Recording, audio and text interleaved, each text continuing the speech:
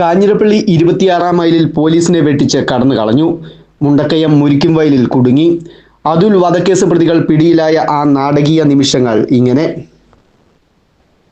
കൊലപാതകത്തിൽ നേരിട്ട് പങ്കെടുത്ത രണ്ടുപേരെയും പ്രതികൾക്ക് സഹായം നൽകിയ രണ്ടുപേരെയും ആദ്യം അറസ്റ്റ് ചെയ്തിരുന്നു.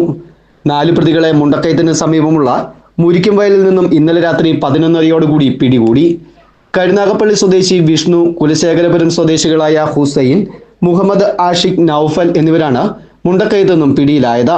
കൊലപാതകത്തിന് ശേഷം കാറിൽ കൊല്ലത്തു നിന്നും കടന്നു കളഞ്ഞ 4-അംഗ സംഘം വിവിധ സ്ഥലങ്ങളിൽ ചുറ്റിത്തിരിഞ്ഞ ശേഷം തമിഴ്നാട്ടിലേക്ക് കടക്കുവാനാണ് മുണ്ടക്കയം ഭാഗത്തേക്ക് വന്നത്.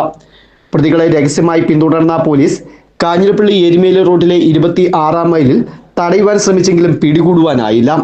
പോലീസിനെ വെട്ടിച്ച് എരുമേലി റൂട്ടിലേക്ക് വന്ന ഇവർ മുണ്ടക്കയത്തു നിന്നും 4 കിലോമീറ്റർ മാറി അമരാവതിയിൽ നിന്നും പുഞ്ചവയൽ റൂട്ടിലേക്ക് തിരിഞ്ഞു പോകുകയായിരുന്നു.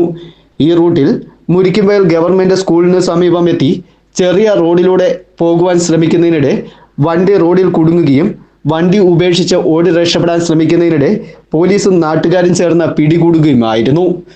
Festoon news, Mundakayam.